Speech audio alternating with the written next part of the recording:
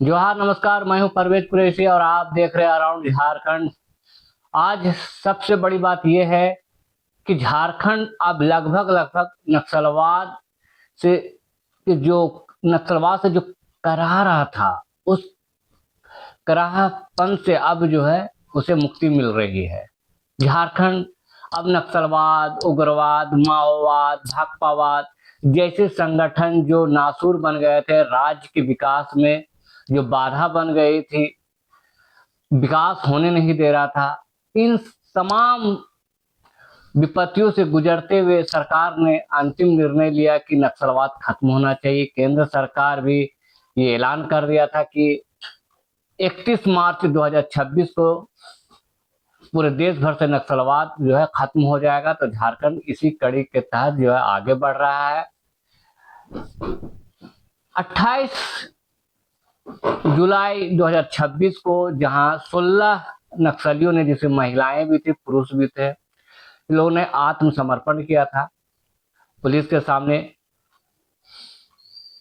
नई पहल, एक नई दिशा, आत्मसमर्पण नीति एवं पुनर्वास नीति के तहत, जिसमें सरकार के द्वारा उसे पैसा, ओपन जेल की सुविधा, सरकार की तमाम योजनाओं का लाभ आत्मसमर्पण करने वाले नक्सलियों को, उसके परिजनों को दिया जाएगा। इसके तहत उसने आत्मसमर्पण कर दिया। बच रहा था 2 करोड़ 20 लाख का पुलिस ब्यूरो सदस्य शीर्ष कमांडर मिसिर बेसरा।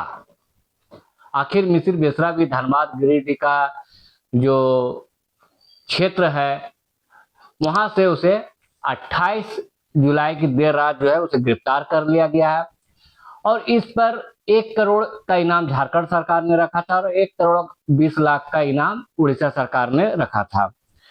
और ये करीब 1985-86 से ही जो है नक्सलवाद के चपेट में आ चुका था, जंगल की ओर भाग चुका था परिवार को छोड़कर। बताया जाता है कि एक छोटी सी नौकरी के लिए उससे रिश्वत मांगी गई थी और वो देने में असमर्थ है, और नौकरी नहीं मिल पाने के कारण जो है मिसिर बेसरा जो है मुख्य धारा से भटक कर गुमराही के रास्ते को अख्तियार कर लिया था। और ये रास्ता इतना लंबा और इतना अंधेरा होते चला गया कि ना जाने कितनी अपनी घटनाओं को ये अंजाम देते चला गया। देखने से तो ऐसा लगता है कि इसने कोई घटना को अंजाम नहीं दिया है, लेकिन सच्चाई और पुलिस की डायरी और पुलिस की रिपोर्ट जब पढ़ने से पता चलता है कि 141 से अधिक मामले इस पर दर्ज है। और पुलिस महानिदेशक तदासा मिश्रा भी बताती हैं कि जिस तरह से नक्सलवाद को बढ़ावा दिया गया और जिस तरह से घटनाओं को अंजाम दिया गया, और मिसिर बेसरा ने जिस तरह से, चाहे वो गिरिडीह के जंगलों के पारसनाथ का क्षेत्र हो, या फिर चाईबासा का क्षेत्र हो, या फिर उड़ीसा और छत्तीसगढ़ के बॉर्डर का क्षेत्र हो, इन तमाम जगहों पे इसकी सक्रियता को भुलाया नहीं जा सकता है। कई युवाओं को इन्होंने अपने साथ रखा, उन्हें मुख्य धारा से भटकाया, और कई लोग आत्मसमर्पण भी किए और कई लोग गोली से मारे भी गए। ऐसे कई नक्सली हैं जो 1 करोड़ के इनामी थे और मारे गए हैं, गिरफ्तार हुए हैं। हम अभी बात कर रहे हैं मिसिर बेसरा के। इसके साथ जो मोचू थे और गौरव थे, ये लोग भी गिरफ्तार हो चुके हैं। अब लगभग लगभग जो है नक्सलवाद खत्म हो गया है। और जहां तक की बात कर ले हम लोग, तो ऑपरेशन दौरा पहाड़ जो है ये काफी सक्रिय रहा है। और इसमें जो है नक्सल अभियान को लेके जो प्रशासनिक अधिकारी हैं, आईजी है नरेंद्र सिंह है, सीआरपीएफ आईजी शाकेश सिंह है, अनूप बिरथरे हैं, इन तमाम लोगों की एक टीम है जो लगातार काम कर रही है। चाईबासा की तरफ एसपी अमित रेणु है, डीआईजी कोल्हान अनुरंजन किस्पोट्टा है। इन तमाम लोगों का जो अभियान चल रहा है, इस अभियान के तहत जो इन्हें सफलता मिली है। और आप जानते हैं कि प्रशांत बोस जो अब इस दुनिया में नहीं रहा, उस पर भी 1 करोड़ का इनाम था, जिसे पुलिस ने गिरफ्तार किया था। वो इलाज कराने के लिए अपनी पत्नी के साथ आ रहे थे, पत्नी और प्रशांत बोस दोनों की गिरफ्तारी हुई थी। इसके अलावा जो है आप देखिएगा कि कई लोग ऐसे हैं, जैसे मिसिर बेसरा के गिरफ्तारी के बाद जो है असीम मंडल उर्फ आकाश, उस पर भी 1 करोड़ का इनाम है और पुलिस की लिस्ट में शामिल है, जिसे पुलिस खोज रही है। तो दूसरा जो है पतिराम मांझी उर्फ अनल है, इस पर भी 1 करोड़ रुपया का इनाम था। 2026 में ही, जनवरी 2026 में चाईबासा में जब सारंडा के जंगल में सुरक्षा बलों के साथ मुठभेड़ हुई थी, तो वहीं पतिराम मांझी उर्फ अनल मारा गया था।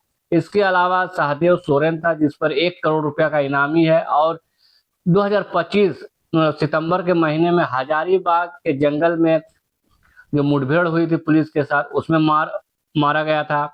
इसके अलावा प्रयाग मांझी उर्फ विवेक उर्फ फुचना उर्फ नागो मांझी उर्फ करण उर्फ लेत्रा, जो दालबूड़ा डोंडी धनबाद क्षेत्र में जो काफी सक्रिय रहा है, भाकपा माओवादी सेंट्रल कमेटी का सदस्य है, और इस पर भी जो है 1 करोड़ रुपया का इनाम घोषित था। लेकिन वो 21 अप्रैल 2025 को झारखंड के बोकारो जिला के ललपनिया क्षेत्र स्थित लुगुबुरु पहाड़ की तलहट्टी में सुरक्षा बलों और कोबरा बटालियन के साथ जब मुठभेड़ हो रही थी, वहां मारा गया था। तो इस तरह से जो है प्रयाग मांझी उर्फ विवेक 1 करोड़ का इनामी था, मारा गया। सहदेव सोरेन 1 करोड़ का इनामी था, हजारीबाग के जंगल मुठभेड़ मारा गया। पतिराम मांझी उर्फ अनल सुरक्षा बलों के साथ जनवरी 26 में चाईबासा में मारा गया, और ये मिसिर बेसरा भी गिरफ्तार हो गया है। अब इस तरह से जो है नक्सली लगभग लगभग खत्म है। और आपको बता दें कि जब से झारखंड पुलिस में डीजीपी का पद तदाशा मिश्रा संभाली है, तब से कई लोग आत्मसमर्पण कर चुके हैं। अगर आपको याद होगा, 17 जुलाई को भी जो है अजय महतो उर्फ टाइगर 25 लाख का इनामी था, जिसकी गिरफ्तारी हुई। बबीता उर्फ अनिता किरकू, जो आत्मसमर्पण की भाकपा माओवादी की थी। इसके अलावा 28 जुलाई को भी 16 नक्सलियों ने आत्मसमर्पण किया है।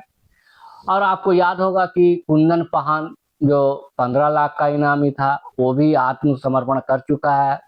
कुंदन पहान के अलावा जो है दिनेश गोप, जो पीएलएफआई का सुप्रीमो था, 25 लाख रुपए का इनामी था, उसने भी आत्मसमर्पण कर चुका। तो ये लोग काफी घटनाओं को अंजाम दिए थे, और अब सब जो है कोई जेल में है या कोई दुनिया छोड़ चुके हैं।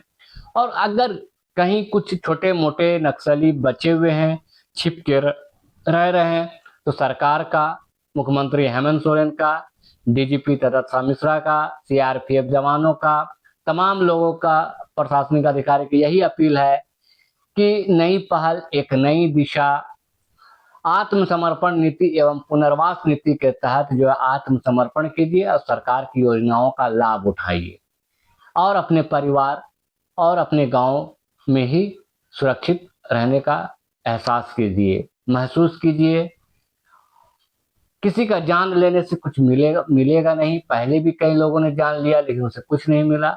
सब लोगों ने, चाहे पुलिस की मुठभेड़ में मार गिराया गया है, या गिरफ्तार हो गया है, या फिर आत्मसमर्पण किए। तो उम्मीद है कि जो बच्चे खुचे अगर हैं, तो भी आत्मसमर्पण करें। अराउंड झारखंड भी अपील करती है कि अगर सुबह का भटका शाम को घर लौट आए, तो उसे भटका नहीं कहते हैं। तो आप अपने अपने घर लौट आइए और खुशहाल जीवन व्यतीत कीजिए, राज्य के विकास में अपना योगदान दीजिए, देश की उन्नति में अपना योगदान दीजिए, और अराउंड झारखंड देखते रहिए। हमें दीजिए इजाजत। जोहार, नमस्कार।